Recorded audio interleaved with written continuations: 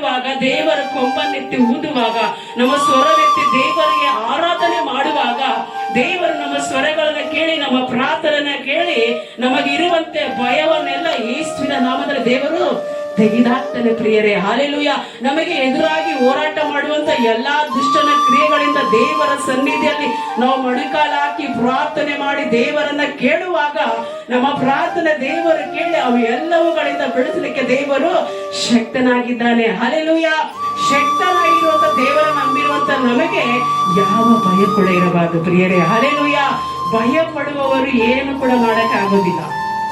ಭಯದಿಂದ ನಾವ್ ಏನ್ ಮಾಡ್ಬೇಕಂದ್ರೂ ಅದು ನಮ್ಗೆ ಧೈರ್ಯ ಸಾಲೋದಿಲ್ಲ. ಧೈರ್ಯದಿಂದ ಏನಾದ್ರೂ ನಾವು ಮಾಡಕ್ಕೆ ಮುಂದಕ್ಕೆ ಹೋಗ್ತೀವೋ, ನಮ್ಮ ಧೈರ್ಯ ನಮ್ಮನ್ನ ಮುಂದಕ್ಕೆ ನಡೆಸ್ತದೆ ಪ್ರಿಯರೇ. ಹಲ್ಲೆಲೂಯಾ. ನಾವ್ ಯಾವಾಗಾದ್ರೆ ಭಯಪಟ್ಟು ಹಿಂದಕ್ಕೆ ಇರ್ತೀವೋ, ಇನ್ನ ಹಿಂದಕ್ಕೆ ಆಗ್ಬಿಡ್ತೀವಿ. ಯಾವಾಗಾದ್ರೂ ನಾವು ಧೈರ್ಯದಿಂದ ಮುಂದಕ್ಕೆ ಹೋಗಿ ದೇವರು ನಮಗಿದ್ದಾನೆ, ದೇವರ ವಾಕ್ಯವನ್ನು ಹಿಡ್ಕೊಂಡು ನಾವು ಧೈರ್ಯದಿಂದ ಪ್ರಾರ್ಥನೆ ಮಾಡೋದು, ಹಾಡಿಡೋದು, ಆರಾಧನೆ ಮಾಡೋದು, ವಾಕ್ಯವನ್ನು ಓದೋದು ಮಾಡುವಾಗ ದೇವರು ನಮಗೆ ತುಂಬಾ ಧೈರ್ಯ ಕೊಡ್ತಾನೆ ಪ್ರಿಯರೇ. ಹಲ್ಲೆಲೂಯಾ.